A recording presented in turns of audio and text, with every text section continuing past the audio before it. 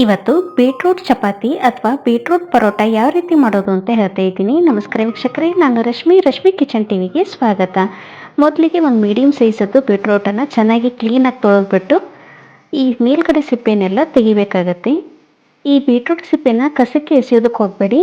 ಇದನ್ನು ಸಣ್ಣ ಮಿಕ್ಸಿ ಜಾರ್ಗೆ ಹಾಕಿಬಿಟ್ಟು ಚೆನ್ನಾಗಿ ನುಣ್ಣಗೆ ಪೇಸ್ಟ್ ಮಾಡ್ಕೊಂಡ್ಬಿಟ್ಟು ಸ್ವಲ್ಪ ಕಡಲೆ ಹಿಟ್ಟನ್ನು ಹಾಕಿ ಮುಖಕ್ಕೆ ಫೇಸ್ ಪ್ಯಾಕ್ ಆದರೂ ಯೂಸ್ ಮಾಡ್ಕೊಳ್ಬೋದು. ಇಲ್ಲಾಂದರೆ ತಲೆಗೆ ಏನಾದರೂ ಮೆಹಂದಿ ಹಚ್ಚೋದಿದ್ದರೆ ಈ ಪೇಸ್ಟನ್ನು ಮೆಹಂದಿಲೂ ಸಹ ಹಾಕಿಬಿಟ್ಟು ಕಲಿಸ್ಬಿಟ್ಟು ಯೂಸ್ ಮಾಡ್ಕೊಳ್ಬೋದು. ಇವಾಗ ಸಿಪ್ಪೆ ತೆಗೆದಿರ್ತಕ್ಕಂಥ ಬೀಟ್ರೂಟನ್ನು ಸಣ್ಣ ತುರಿಯೋ ಮಣೆಯಲ್ಲಿ ಇದನ್ನು ತುರಿತಾ ಇದ್ದೀನಿ. ಇಷ್ಟು ಸಣ್ಣದಾಗಿ ತುರಿತೀವೋ ಬೀಟ್ರೂಟು ಅಷ್ಟು ಪರೋಟ ಮಾಡಬೇಕಾದ್ರೆ ಚೆನ್ನಾಗಿ ಬರುತ್ತೆ, ಎಲ್ಲೂ ಸಹ ಸೀಳೋದಿಲ್ಲ ಪರೋಟ. ದಪ್ಪದಾಗಿ ತುರಿದ್ರೆ ಪರೋಟ ಮಾಡೋದಕ್ಕೆ ಕಷ್ಟ ಆಗುತ್ತೆ.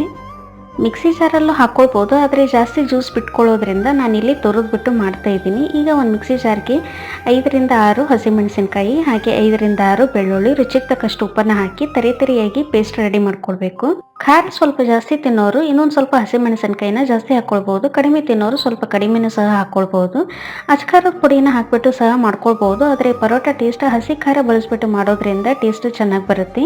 ಅದಕ್ಕೆ ನಾನಿಲ್ಲಿ ಹಸಿಮೆಣಸಿನ್ಕಾಯಿನ ಬಳಸಿದ್ದೀನಿ. ಇವಾಗ ಒಂದು ಬಾಣಲೆಗೆ ಒಂದು ಸ್ವಲ್ಪ ಎಣ್ಣೆ ಕಾದ ನಂತರ ಜೀರಿಗೆ ಹಾಗೆ ರೆಡಿ ಮಾಡಿರ್ತಕ್ಕಂಥ ಹಸಿ ಖಾರನ ಹಾಕಿಬಿಟ್ಟು 1 ನಿಮಿಷ ಎಣ್ಣೆಯಲ್ಲಿ ಸಣ್ಣ ಉರಿಲಿ ಹುರ್ಕೊಳ್ಬೇಕಾಗತ್ತೆ.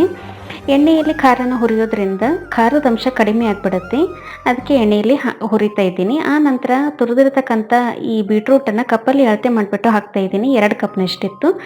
1ರಿಂದ 2 ನಿಮಿಷ ಈ ಬೀಟ್ರೂಟನ್ನು ಎಣ್ಣೆಯಲ್ಲಿ ಫ್ರೈ ಮಾಡಿದ ನಂತರ ಸ್ವಲ್ಪ ಅರಿಶಿನ, ಅರ್ಧ ಚಮಚದಷ್ಟು ಧನಿಯಾ ಪುಡಿ, ಅರ್ಧ ಚಮಚದಷ್ಟು ಜೀರಿಗೆ ಪುಡಿ, ಅರ್ಧ ಚಮಚದಷ್ಟು ಆಮ್ಚೂರ್ ಪೌಡರ್ ಅಥವಾ ಡ್ರೈ ಮ್ಯಾಂಗೋ ಪೌಡರ್, ರುಚಿಗೆ ತಕ್ಕಷ್ಟು ಉಪ್ಪು, 2 ಚಮಚದಷ್ಟು ಎಳ್ಳನ್ನು ಹಾಕಿಬಿಟ್ಟು ಒಂದ್ಸಲ ಚೆನ್ನಾಗಿ ಮಿಕ್ಸ್ ಮಾಡಬೇಕು. ಇದನ್ನು ಹಸಿ ಖಾರದಲ್ಲಿ ಉಪ್ಪು ಹಾಕಿರೋದ್ರಿಂದ ಮೇಲ್ಗಡೆ ಒಂದು ಸ್ವಲ್ಪ ಉಪ್ಪನ್ನು ನೋಡ್ಕೊಂಡ್ಬಿಟ್ಟು ಹಾಕ್ಕೊಳ್ಬೇಕಾಗತ್ತೆ. ಸ್ವಲ್ಪ ಉಪ್ಪು ಕಡಿಮೆ ಬಿದ್ದಿರೋದ್ರಿಂದ ಮೇಲ್ಗಡೆ ಸ್ವಲ್ಪ ಹಾಕಿದ್ದೀನಿ. ಹಾಗೆ ಮೇಲ್ಗಡೆ ಸಣ್ಣದಾಗಿ ಕಟ್ ಮಾಡಿರ್ತಕ್ಕಂಥ ಕೊತ್ತಂಬರಿ ಸೊಪ್ಪನ್ನು ಹಾಕಿಬಿಟ್ಟು ಒಂದ್ಸಲ ಚೆನ್ನಾಗಿ ಮಿಕ್ಸ್ ಮಾಡಿ ಮಿಕ್ಸರ್ ತಣ್ಣಗಾಗೋದಕ್ಕೆ ಬಿಡಬೇಕು. ಬಿಸಿದ್ರಲ್ಲಿ ಹಿಟ್ಟಿಗೆ ಹಾಕಿಬಿಟ್ಟು ನಾದೋದಕ್ಕೆ ಹೋಗಬಾರ್ದು. ಇವಾಗ 2 ಕಪ್ನಷ್ಟು ಗೋಧಿ ಹಿಟ್ಟನ್ನು ತೊಗೊಂಡಿದ್ದೀನಿ. ಬೀಟ್ರೂಟ್ ಎಷ್ಟಿರುತ್ತೋ ಅಷ್ಟೇ ಗೋಧಿ ಹಿಟ್ಟನ್ನು ತೊಗೊಂಡಿರೋದು. ಬೇಕು ಅಂದರೆ ಇನ್ನೊಂದು ಸ್ವಲ್ಪ ಹಿಟ್ಟನ್ನು ಜಾಸ್ತಿ ಕೂಡ ಹಾಕ್ಕೊಳ್ಬೋದು. ಒಂದ್ಸಲ ಹಿಟ್ಟನ್ನು ಜಲ್ದಿ ಹಿಡ್ಕೊಂಡ್ಬಿಟ್ಟು ಸ್ವಲ್ಪ ಹಿಟ್ಟನ್ನು ಪರೋಟ ಲಟ್ಸ್ಲಿಕ್ಕೆ ಅಂತ ತೆಗೆದಿಡ್ತಾ ಇದ್ದೀನಿ. ಇದಕ್ಕೆ 2 ಚಮಚದಷ್ಟು ಕಡಲೆ ಹಿಟ್ಟನ್ನು ಹಾಕ್ತಾ ಇದ್ದೀನಿ. ಹಾಗೆ ರುಚಿಗೆ ತಕ್ಕಷ್ಟು ಉಪ್ಪನ್ನು ಹಾಕ್ತಾ ಇದ್ದೀನಿ. ಜಾಸ್ತಿ ಉಪ್ಪು ಹಾಕೋದಕ್ಕೆ ಹೋಗಬಾರ್ದು. ಪಲ್ಯದಲ್ಲಿ ಉಪ್ಪಿರೋದ್ರಿಂದ ಹಿಟ್ಟಿಗೆ ನೋಡಿಬಿಟ್ಟು ಹಾಕ್ಕೊಳ್ಳಿ. ಇವಾಗ ಪಲ್ಯ ತಣ್ಣಗಾಗಿದೆ. ಇದನ್ನು ಹಿಟ್ಟಿಗೆ ಹಾಕ್ಬಿಟ್ಟು ಚೆನ್ನಾಗಿ ಮಿಕ್ಸ್ ಮಾಡಬೇಕು. ಮೊದಲಿಗೆ ಹಿಟ್ಟು ನಾದಬೇಕಾದ್ರೆ ಯಾವುದೇ ರೀತಿ ನೀರನ್ನು ಹಾಕೋದಕ್ಕೆ ಹೋಗಬೇಡಿ. ಕಡಲೆ ಹಿಟ್ಟು ಹಾಕೋದ್ರಿಂದ ಪರೋಟ ಟೇಸ್ಟ್ ತುಂಬಾ ಚೆನ್ನಾಗಿ ಬರುತ್ತೆ. ಹಾಗಂತ ಹೇಳಿ ಜಾಸ್ತಿ ಹಾಕೋದಕ್ಕೂ ಹೋಗಬಾರ್ದು. ಸ್ವಲ್ಪ ಹಾಕಿದರೆ ಸಾಕು. ಜಾಸ್ತಿ ಹಾಕೋದ್ರಿಂದ ಹಿಟ್ಟು ತುಂಬಾ ಜಿಗಟಾಗಿಬಿಡುತ್ತೆ. ಎಷ್ಟು ನಾದಿದ್ರೂ ಸಹ ಕೈಗೆ ಅಂಟ್ಕೊಳ್ಳುತ್ತೆ. ಸ್ವಲ್ಪ ಹಿಟ್ಟು ಗಟ್ಟಿ ಅನ್ನಿಸ್ತಾ ಇತ್ತು. ಒಂದು ಸ್ವಲ್ಪ ನೀರನ್ನು ಹಾಕ್ಕೊಂಡ್ಬಿಟ್ಟು ಹಿಟ್ಟನ್ನು ಸಾಫ್ಟಾಗಿ ನಾದ್ತಾ ಇದ್ದೀನಿ. ಚಪಾತಿ ಹಿಟ್ಟಿಗಿಂತ ಸ್ವಲ್ಪ ಸಾಫ್ಟಾಗಿ ನಾದಿದ್ರೆ ಪರೋಟ ತುಂಬಾ ಮೆದುವಾಗಿ ಬರುತ್ತೆ. ಬೆಳಿಗ್ಗೆ ಮಾಡಿಬಿಟ್ಟು ಮಧ್ಯಾಹ್ನ ತಿಂದರೂ ಸಹ ಪರೋಟ ಸ್ವಲ್ಪನೂ ಸಹ ಗಟ್ಟಿ ಆಗೋದಿಲ್ಲ. ಇವಾಗ ಹಿಟ್ಟನ್ನು ನಾದಿದಾಗಿದೆ. ಮೇಲ್ಗಡೆ ಒಂದು ಸ್ವಲ್ಪ ಎಣ್ಣೆನ ಹಚ್ಬಿಟ್ಟು ಅರ್ಧ ಗಂಟೆವರೆಗೂ ಹಿಟ್ಟು ನೆನೆಯೋದಕ್ಕೆ ಬಿಡಬೇಕು. ಅರ್ಧ ಗಂಟೆ ನಂತರ ಹಿಟ್ಟು ಚೆನ್ನಾಗಿ ನೆಂದ್ಬಿಟ್ಟು ತುಂಬಾ ಸಾಫ್ಟಾಗಿ ಬಂದಿದೆ. ಒಂದ್ಸಲ ಕೈಗೆ ಎಣ್ಣೆನ ಸವರ್ಕೊಂಡ್ಬಿಟ್ಟು ಒಂದ್ಸಲ ಹಿಟ್ಟನ್ನು ಚೆನ್ನಾಗಿ ನಾದ್ಕೊಂಡು ಪರೋಟ ಯಾವ ಗಾತ್ರಕ್ಕೆ ಬೇಕೋ ಆ ಗಾತ್ರದ ಹಿಟ್ಟಿನ ಉಂಡೆನ ತೊಗೊಂಡ್ಬಿಟ್ಟು ತೆಳುವಾಗಿ ಬೇಕೋ ಇಲ್ಲ ದಪ್ಪ ಬೇಕೋ ನೋಡ್ಕೊಂಡ್ಬಿಟ್ಟು ಪರೋಟನ ಲಟ್ಟಿಸ್ಕೊಳ್ಬೋದು. ಪರೋಟನ ಎಣ್ಣೆಯಲ್ಲಿ ಅಥವಾ ಹಿಟ್ಟಲ್ಲಿ ಅಥವಾ ಹೋಳಿಗೆ ಶೇಟ್ ಮೇಲೂ ಸಹ ಲಟ್ಟಿಸ್ಕೊಳ್ಬೋದು. ಮಿಕ್ಸಿ ಜಾರಲ್ಲಿ ಬೀಟ್ರೂಟನ್ನು ಜ್ಯೂಸ್ ಮಾಡ್ಕೊಂಡ್ಬಿಟ್ಟು ಇಲ್ಲಾಂದರೆ ತುರಿದಿರೋ ಬೀಟ್ರೂಟನ್ನು ಡೈರೆಕ್ಟ್ ಹಿಟ್ಟಿಗೆ ಹಾಕ್ಬಿಟ್ಟು ನಾದ್ಬಿಟ್ಟು ಮಾಡೋದಕ್ಕಿಂತ ಈ ಥರ ಒಂದ್ಸಲ ಒಗ್ಗರಣೆಯಲ್ಲಿ ಬೀಟ್ರೂಟನ್ನು ಒಂದು ಸ್ವಲ್ಪ ಬೇಯಿಸ್ಕೊಂಡ್ಬಿಟ್ಟು ಮಾಡೋದ್ರಿಂದ ಏನಾಗುತ್ತೆ, ಈ ಬೀಟ್ರೂಟಲ್ಲಿ ಇರ್ತಕ್ಕಂಥ ಹಸಿ ವಾಸನೆ ಎಲ್ಲ ಹೊರಟೋಗುತ್ತೆ. ಹಾಗೆ ಪರೋಟ ಬೇಯಿದ ನಂತರನೂ ಸಹ ಆ ಬೀಟ್ರೂಟ್ ಸ್ಮೆಲ್ ನಿಮಗೆ ಗೊತ್ತಾಗೋದಿಲ್ಲ, ತುಂಬಾ ಟೇಸ್ಟಾಗಿ ಬರುತ್ತೆ.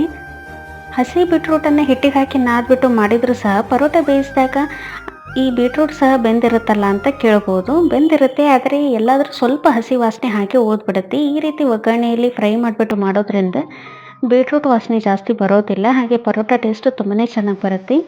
ಹಾಗೆ ಇಲ್ಲಿ ನಾವು ಹಸಿ ಖಾರನ ಬಳಸಿರೋದ್ರಿಂದ ಡೈರೆಕ್ಟ್ ಹಸಿ ಖಾರ ಹಿಟ್ಟಿಗೆ ಹಾಕ್ಬಿಟ್ಟು ನಾದೋದ್ರಿಂದ ಅದ್ರ ಟೇಸ್ಟ್ ಅಷ್ಟು ಚೆನ್ನಾಗಿ ಬರೋದಿಲ್ಲ. ಒಂದ್ಸಲ ಒಗ್ಗರಣೆಯಲ್ಲಿ ಫ್ರೈ ಮಾಡಿಬಿಟ್ಟು ಈ ಹಸಿ ಖಾರನ ಬಳಸೋದ್ರಿಂದ ಅದರ ಟೇಸ್ಟ್ ಕೂಡ ಚೆನ್ನಾಗಿ ಬರುತ್ತೆ.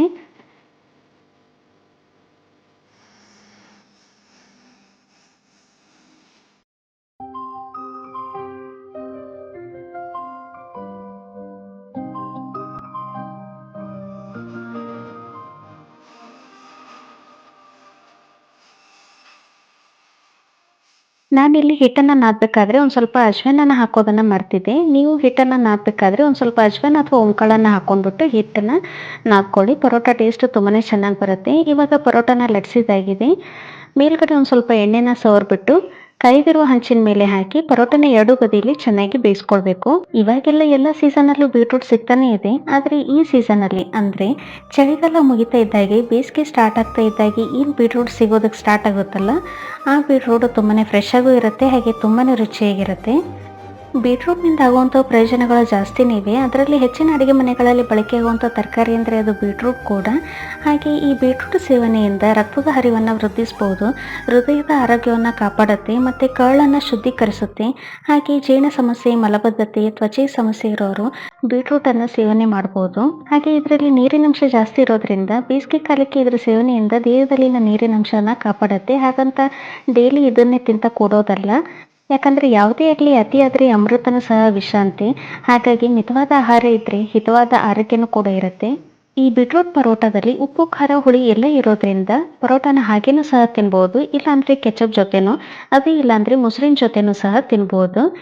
ಒಂದು ಪರೋಟನ ಮುರಿದ್ಬಿಟ್ಟು ತೋರಿಸ್ತಾ ಇದ್ದೀನಿ. ಇಷ್ಟು ಸಾಫ್ಟಾಗಿ ಮೃದುವಾಗಿ ಬಂದಿದೆ ಅಂತ ನೋಡ್ತಾ ಇರ್ಬೋದು. ಇವತ್ತಿನ ರೆಸಿಪಿ ನಿಮಗೆ ಇಷ್ಟ ಆಗಿದ್ರೆ ಈ ವಿಡಿಯೋನ ಲೈಕ್, ಶೇರ್, ಕಾಮೆಂಟ್ ಹಾಗೂ ನನ್ನ ಚಾನಲ್ನ ಸಬ್ಸ್ಕ್ರೈಬ್ ಆಗೋದನ್ನು ಮರಿಬೇಡಿ. Thank you.